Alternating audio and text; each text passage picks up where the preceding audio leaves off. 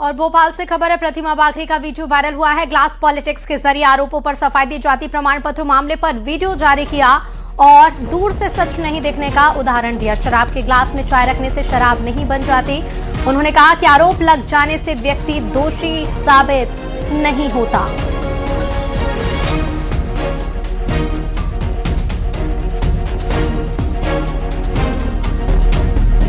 प्रतिमा बागरी का एक video viral हो रहा है। ग्लास पॉलिटिक्स के जरिए आरोपों पर उन्होंने सफाई दी है। जाति प्रमाण पत्र मामले पर वीडियो जारी किया। क्या बदल जाएगा? आपके पास ड्रिंक्स बना के रखी हैं जिसमें कॉफी है, चाय है और ग्रीन टी है, और अगर मैं इन सबको हटा दूं और आपको ना बताऊं, और मैंने आज 2 ग्लासेस भी मंगाई हैं, ये रॉयल स्टेक की बता दूं, इसमें अगर मैं इस पानी को या इनको शिफ्ट करती हूं तो इसका स्वरूप और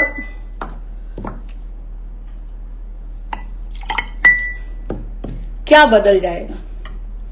क्या प्रतिमा बागरी के ऊपर आरोप लगाने से, गिलास परिवर्तित करने से इसकी परिभाषा बदल जाएगी? मेरा व्यक्तिगत स्वभाव, मेरी व्यक्तिगत भाषा, मेरी व्यक्तिगत परिचय, ये वो लोग बता सकते हैं जो मुझको जानते हैं। लेकिन छत्तीसगढ़ में रहने वाला व्यक्ति, रायपुर में रहने वाला व्यक्ति, महाराष्ट्र में रहने वाला व्यक्ति, या मेरे वो सोशल मीडिया के मित्र जो मुझे व्यक्तिगत रूप से नहीं जानते, वो ये नहीं बता सकते, या मैं नहीं बताऊं कि इसमें क्या रखा है, तो आप भी नहीं बता सकते कि इसमें क्या रखा है और मैंने किस चीज को इस गिलास में रखा है। तो सोचिए, जब आपकी ये नहीं बताने की परिस्थिति है कि इन ग्लासों में क्या रखा है, वास्तव में ड्रिंक रखी है या चाय रखी है या कॉफी रखी है या ग्रीन टी रखी है, तो निश्चित तौर पर किसी के व्यक्ति को एक पेपर पढ़ करके। और भोपाल से हमारे सहयोगी रमाकांत दुबे जुड़ रहे हैं लाइव। रमाकांत, कई तरह के आरोप लगे, फैसला भी सुनाया गया, उसके बाद अब ये फिर वीडियो जारी किया गया है। आज जी बिल्कुल ठीक कहा आपने कि राज्य मंत्री प्रतिमा बागरी को जो है वो जाति विवाद वाले मामले में क्लीन चिट मिल गई है। क्लीन चिट मिलने के बाद उनका ये वीडियो सोशल मीडिया पर आया, फेसबुक पर वो लाइव आई और उन्होंने ग्लास पॉलिटिक्स के जरिए एक उदाहरण देते हुए बताया कि अगर मैं इसमें चाय, कॉफ़ी और ग्रीन टी रखी हूँ और इनको अगर शराब के गिलास में डाल लिया जाए तो ये चाय का, कॉफ़ी का स्वरूप नहीं बदल जाता है, वो शराब नहीं बन जाती है। इसी तरह उन्होंने कहा कि सिर्फ दूर से देख के सच का पता नहीं लगाया जा सकता। इंसान पर आरोप लगा दिए जाने से, उसकी जाति पर सवाल उठा दिए जाने से लोगों को भ्रम में नहीं डाला जा सकता। और उस पर सफाई देते हुए उन्होंने उदाहरण के साथ सोशल मीडिया पर लाइव आई और उन्होंने ये वीडियो जारी किया है। और उसके बाद इस सवाल ने और वीडियो के बाद सवाल खड़े कर दिए कि आखिर वो ग्लास पॉलिटिक्स के जरिए क्या और संदेश देना चाहती थी, आखिर उन्होंने शराब का जिक्र क्यों किया। और इस तरह से सोशल मीडिया पर जो एक ब्रांड का नाम भी उन्होंने लिया कि ये गिलास मंगाए हैं और इसमें ये चीज़ें शिफ्ट की जा रही हैं तो ये शराब नहीं बन जाती है। तो इसको लेकर भी तमाम सारे सवाल उठने लगे हैं। हालांकि प्रतिमा बागरी को जाति विवाद में क्लीन चिट मिल चुकी है। कांग्रेस नेता प्रदीप अहिरवार ने उनकी जाति पर सवाल उठाए थे, कहा था कि उन्होंने फर्जी जाति प्रमाण पत्र के जरिए खुद को जो है पिछड़ी जाति का बताते हुए चुनाव लड़ा, उनका चुनाव रद्द होना चाहिए। लेकिन इन तमाम सवालों के बीच में मामला कानून और कोर्ट तक भी पहुंचा, जहां से उन्हें क्लीन चिट दे दी गई है। और उसके बाद ये उन्होंने उदाहरण के जरिए ये समझाया है कि किसी पर सिर्फ सवाल खड़े कर देने से, दोष लगा देने से कुछ हासिल नहीं होता है। जी बहुत शुक्रिया रमाकांत आपका जानकारी के लिए। और अब खबर दतिया से है। कांग्रेस की सभा में पहुंचे बीजेपी प्रत्याशी जीतू पटवारी ने मंच के पास बुलाया। पटवारी और आशुतोष आमने सामने आए। जीतू पटवारी बोले कि दूर से नहीं, पास आकर मिलो। तो दतिया में कांग्रेस की सभा में बीजेपी प्रत्याशी पहुंचे और इस दौरान जीतू पटवारी ने मंच के पास बुलाया और पटवारी और आशुतोष तिवारी आमने सामने रहे। जीतू पटवारी ने कहा कि दूर से नहीं बल्कि पास आकर मिलो।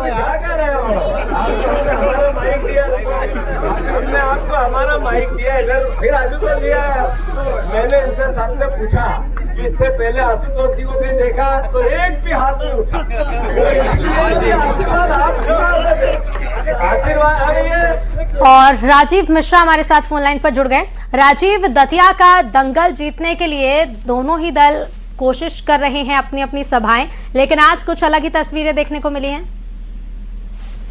देखिए, बिल्कुल दोनों ही दल अपनी पूरी मेहनत से लगे हुए हैं और जनता के बीच जा रहे हैं। कांग्रेस और भारतीय जनता पार्टी के बड़े बड़े नेता जो हैं वो उपचुनाव में दतिया पहुंचे हुए हैं और लगातार कैंपेनिंग कर रहे हैं, लगातार जनता के बीच जाकर अपने अपने लिए मतदान करने के लिए अपील कर रहे हैं। और आज दतिया के चिरूला में एक कांग्रेस की आम सभा चल रही थी और उसी दौरान जो भारतीय जनता पार्टी के उम्मीदवार हैं आशुतोष तिवारी वहां से निकलते हैं, उनका काफिला निकलता है तो वो वहां रुक जाते हैं और रुक जाके जीतू पटवारी को कहीं ना कहीं वहां से अभिवादन करते हैं उनका। तो जीतू पटवारी भी उन्हें बुलाते हैं। भाजपा के प्रत्याशी अचानक से वहां पहुंचते हैं और जनता के बीच अपने लिए मतदान करने के लिए अपील करते हैं। जीतू पटवारी भी तमाम उन पर हंसी मजाक करते हैं, तंज करते हैं और एक पूरा सौहार्दपूर्ण माहौल बनता है वहां। लेकिन ये जो वीडियो वायरल हो रहा है अब चर्चा का विषय बना हुआ है, किस प्रकार से उन्होंने कहा, यह सब बातें हुई। जी बहुत शुक्रिया राजीव आपका जानकारी के लिए। नमस्कार, बहुत स्वागत है आपका अपना मध्य प्रदेश में। आपके साथ मैं हूं ऋतु सिंह और शुरुआत करेंगे बड़ी खबर के साथ। मुख्यमंत्री डॉक्टर मोहन यादव की अध्यक्षता में जगदीशपुर में कैबिनेट की बैठक हुई, जिसमें यूनिफॉर्म सिविल कोड यानी कि यूसीसी 2026 के ड्राफ्ट को मंजूरी दे दी गई है। मुख्यमंत्री ने कहा कि ये सभी नागरिकों को समान अधिकार देने की दिशा में ऐतिहासिक कदम है और अब इसे मानसून सत्र में विधानसभा में पेश किया जाएगा। सीएम ने कहा कि यूसीसी को मुस्लिम समुदाय से भी समर्थन मिला। प्रदेश भर में संवाद हुआ, कई राजनीतिक दलों को आमंत्रित किया गया और कांग्रेस को छोड़कर सभी दलों ने इसमें भाग लिया। सीएम ने बताया कि सभी शादियों का रजिस्ट्रेशन अब जरूरी होगा। यूसीसी लागू होने के बाद 3 तलाक की व्यवस्था खत्म होगी। कोर्ट के बाहर तलाक अवैध होंगे। लिव इन रिलेशनशिप का रजिस्ट्रेशन जरूरी होगा। साथ ही उन्होंने साफ किया कि आदिवासी समाज को यूसीसी के दायरे से अलग रखा जाएगा।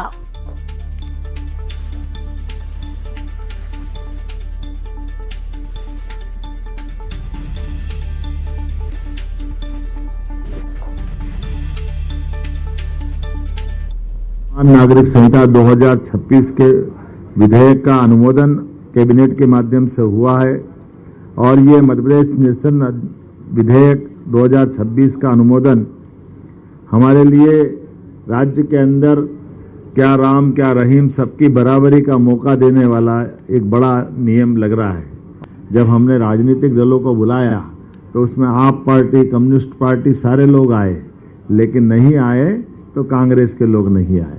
पता नहीं कांग्रेस के लोगों को ये इस हिंदू मुसलमान के वोट में क्या दिखता है। उनके लिए एक देश एक निशान एक प्रधान पे सदैव दुविधा रहती है।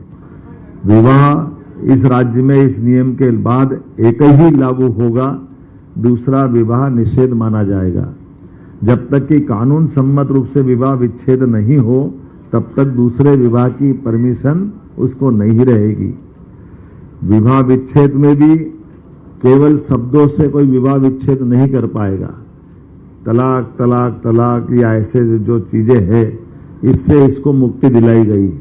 तो अगर आप लिव इन रिलेशन रखना चाहते हैं तो उसमें भी आपको आयु सीमा के अंदर ही 1 महीने से कम समय में पंजीकरण रजिस्ट्रेशन के बाद रहने की छूट है, चाहे जो नहीं रह सकेगा। यदि व्यक्ति कोई विवाहित व्यक्ति लिव इन संबंध बनाता है तो 5 साल तक की सजा होगी उसको। ये हमने कठोरता से लागू कराया, इसमें छूट नहीं है।